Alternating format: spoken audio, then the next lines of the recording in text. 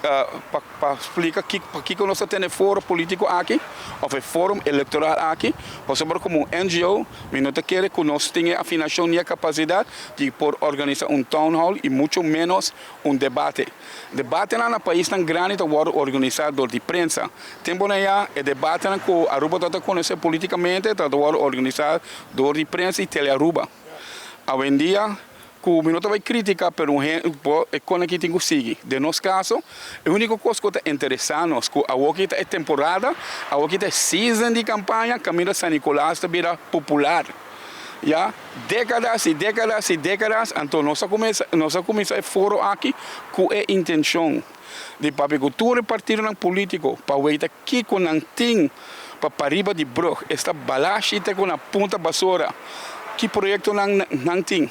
Pessoas que têm, não se escuta, então depois não está questionando, right? E outro, e na final de dia, nós também dando a visão que nós temos, nossa visão também está clara.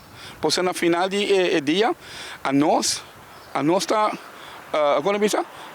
donando nosso tempo, nossa vrijwilligers que na San Nicolas Business Association, está escutando e papeando o pueblo comercial, e que está going on para riba de Brug, right?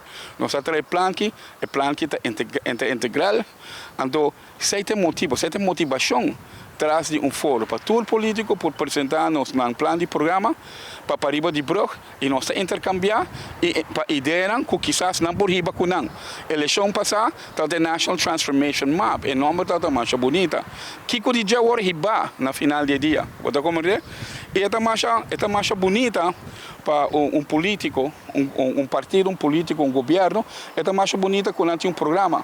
Pero não por bem de distrito, para mim impõe vista que a bota pensa que o distrito tem que ganhar. Você tem que escutar de pueblo, você tem que escutar de organização, para ver em verdade se pode ter bom pia. Esse é o motivo.